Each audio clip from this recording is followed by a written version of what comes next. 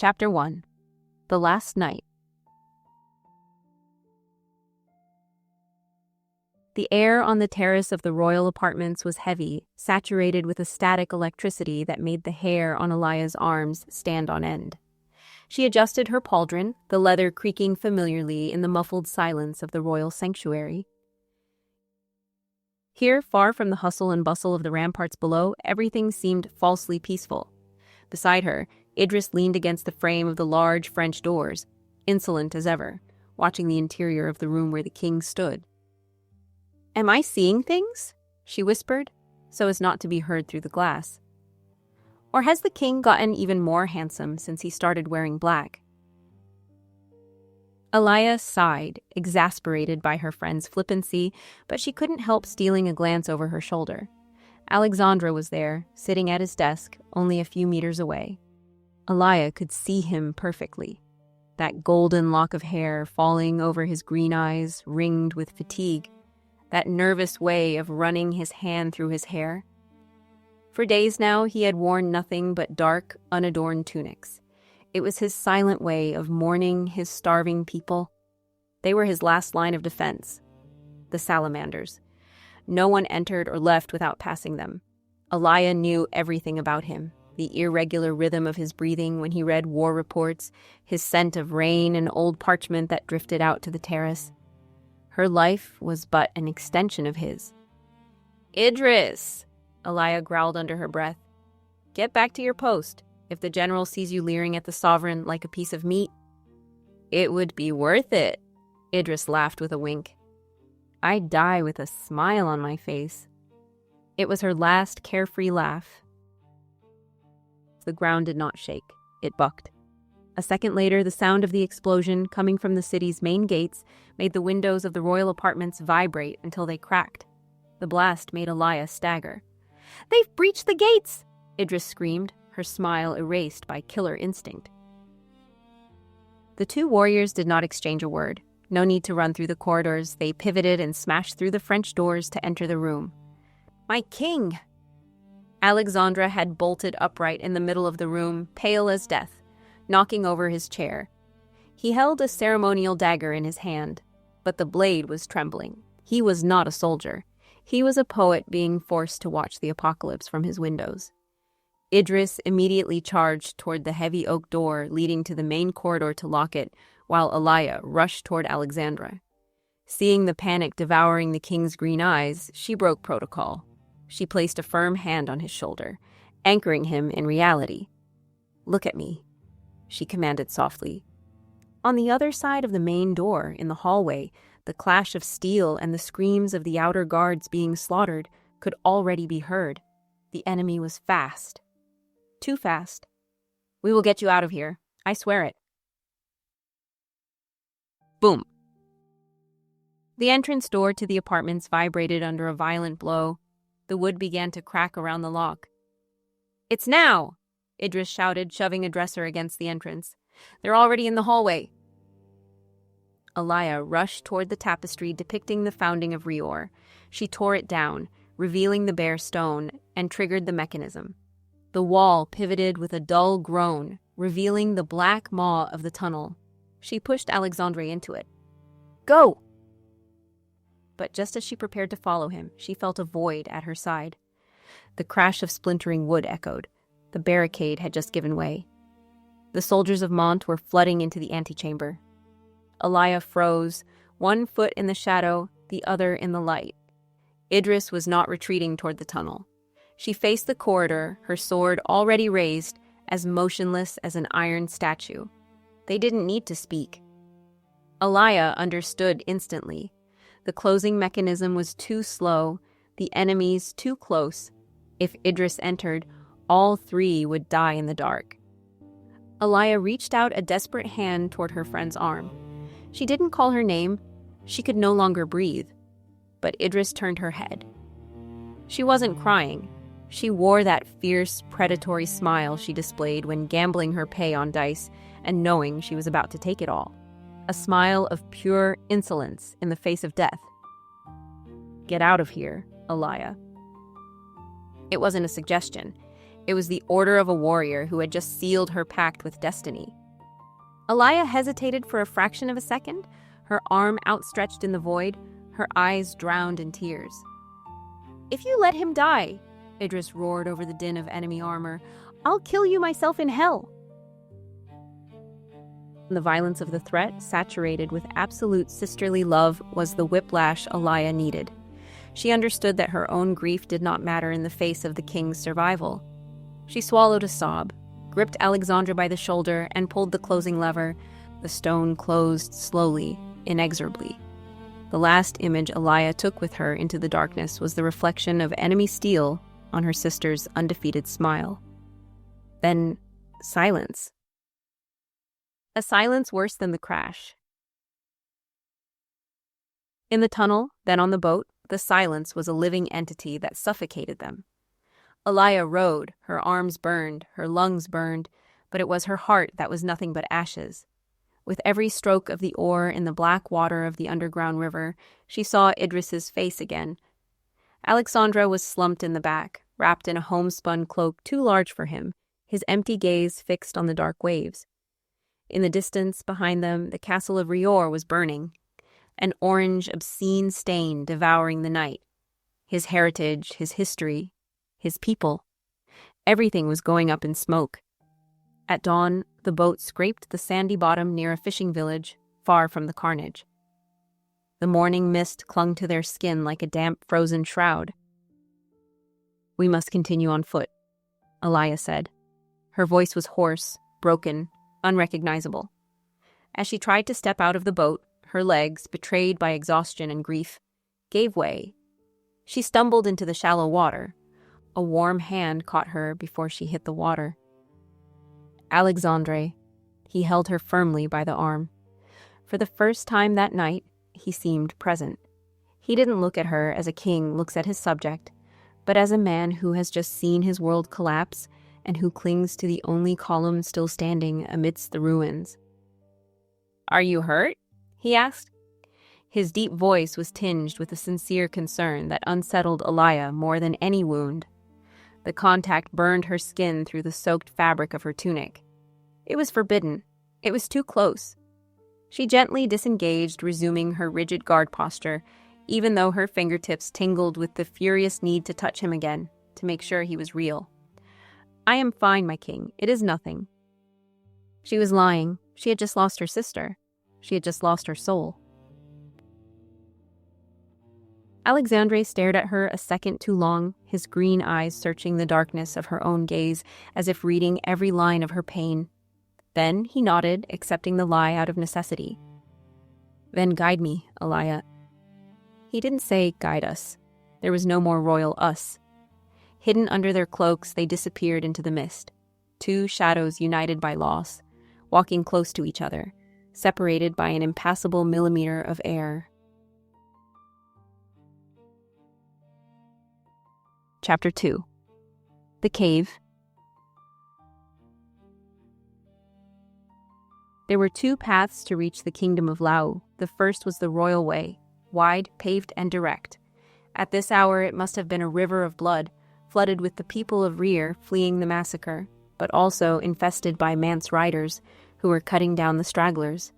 It was a path of death. Alia had therefore made the only possible choice, the Mialo forest. It was no simple walk. It was a vegetal descent into hell, a labyrinth of roots and mists that extended their journey by an entire day, but it was the price of invisibility. They had been walking for what felt like an eternity. The forest was a frozen shroud where every twisted branch looked like a skeletal arm ready to seize them.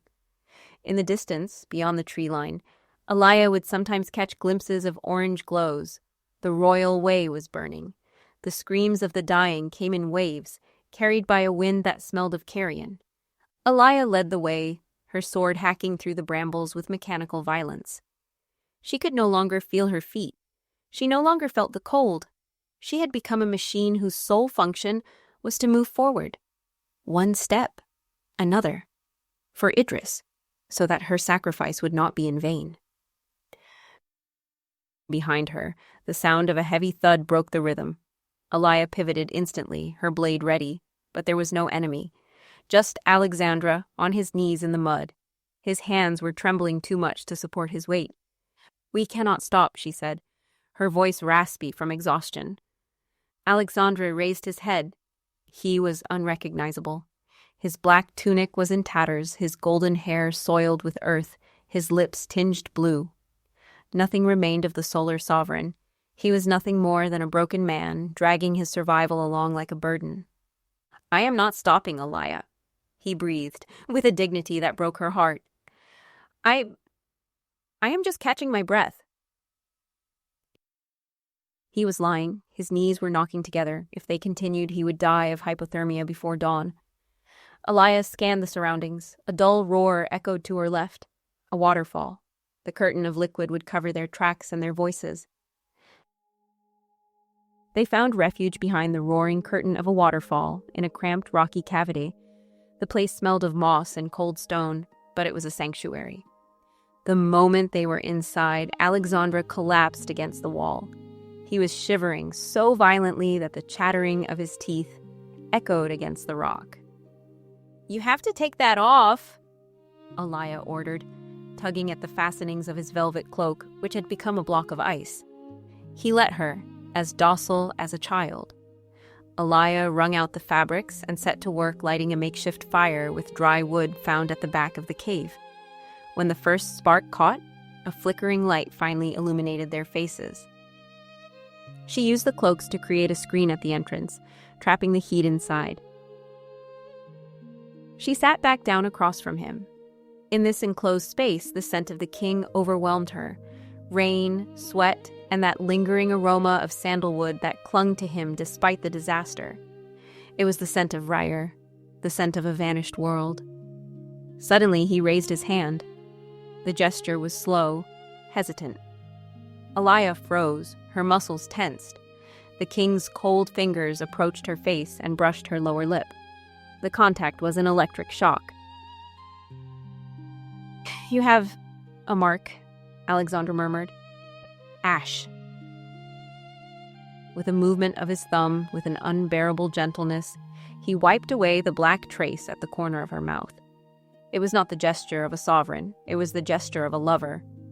Elia recoiled sharply, as if burned. "Do not do that," she said, her heart pounding wildly. Alexandra let his hand fall, looking lost. "Forgive me. I did not mean to." Time stretched on. Elia watched the dying fire. The cold reclaimed its territory, creeping across the floor. The sound started again. Click, click, click. Alexandra was curled in a ball, but the stone was sucking the vital warmth from him. His skin was taking on a grayish tint. Elia watched him. It was a matter of survival. She repeated the word to herself like a mantra. Duty. Duty. She moved closer and lay down behind him on the hard ground. Alexandra stiffened when he felt Elia's body press against his back. "Elia?" he whispered, panicked. "Be quiet," she growled against the nape of his neck. "You are hypothermic. If you don't warm up, I'll have to carry your corpse all the way to Lau, and you are too heavy." She threw an arm around his waist, pulling him firmly against her. She, accustomed to wartime bivouacs, was a furnace. She wrapped the king in her primal heat. "It is for the warmth," she added, her voice huskier to hide her own turmoil. "Do not imagine anything else." She felt Alexandra's muscles give way one by one. He exhaled a long, trembling sigh and let himself go against her. He did not turn around, but in the darkness his hand searched for Elia's. His cold fingers fumbled until they found her calloused palm, rough with scars. He interlaced their fingers. Elia held her breath. It was an absolute transgression. A king did not hold the hand of his guard, but in this cave crowns no longer existed. Alexandra squeezed her hand as if it were the only anchor in a sinking world. "Thank you," he whispered. Elia did not answer. She closed her eyes, her nose buried in Alexandra's damp hair. For this night, she allowed herself to forget that she was nothing but a weapon. In the crash of the waterfall, the king and the guard faded away. There remained only two survivors clinging to each other at the edge of the void. Chapter 3. The Fall of Hope. The pale light of dawn filtered through the curtain of water, pulling Alaya from a dreamless sleep. The first thing she felt was a heavy, living warmth. Alexandra's arm was locked around her waist, his face buried in the hollow of her neck, his steady breath caressing her skin. They had fallen asleep as a warrior and her charge. They woke up entwined like lovers. Alaya froze, her heart hammering against her ribs like a prisoner against bars. She turned her head, millimeter by millimeter. Their noses were almost touching.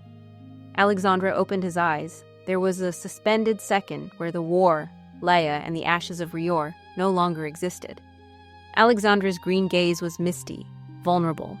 He did not pull away. On the contrary, he seemed to lean toward her, drawn by an invisible gravity. Alaya felt a wave of vertigo wash over her. She wanted him. It was terrifying. Reality returned like a slap of frost, the roar of the waterfall, the scent of damp stone, duty. She recoiled abruptly, tearing herself away from his warmth. "We must leave. Alexandra." The name floated in the cold air, stripped of the title, "My King." Alexandra did not comment, but a shadow of sadness flickered in his eyes. The path to Lau was an ordeal of silence. When they finally emerged from the forest, the sight turned their stomachs. The immense golden gates of the neutral kingdom were closed, and before them a human tide crashed against the walls. The refugees of Rior, mutilated and starving, were screaming to be let in. Alexandre stopped dead. "My people?" he breathed. "I was warm in a cave while they—" "Keep moving," Alaya cut in, her voice hardened by necessity. "If you die, their sacrifice will mean nothing." She elbowed her way through, dragging the king through the desperate crowd. She struck the guards of Lau with the flat of her blade, flashing the royal seal hidden in her palm. The gates creaked open, just enough for two shadows to slip through. Alexandra turned back toward the crowd, reaching out with pleading hands. "I cannot!" "Get inside!" Alaya screamed, forcing him into the enclosure. King Louis of Lau received them in a marble courtyard. His face was a mask of gray stone. "You are safe, Alexandra, but I cannot take in your people. My reserves are for my own." Once they were alone in a room saturated with luxury, Alexandra collapsed onto the bed. He stared at his hands, from which Alaya had just scrubbed the mud. "I am a coward, Alaya. I sleep in silk while they lie in the mire." Alaya knelt before him and took his face in her calloused hands. "No, you are the hope. If you fall, Rear is extinguished forever. Hold on. I am your shield." He plunged his green eyes into hers. This time she did not pull away. There was a silent promise, a bond forged in blood. He moved his lips toward hers, seeking a rampart against despair. Bong. Bong. Bong. The tocsin of the siege shattered the moment. They ran to the balcony. The horizon was nothing but a black line, the army of Mont.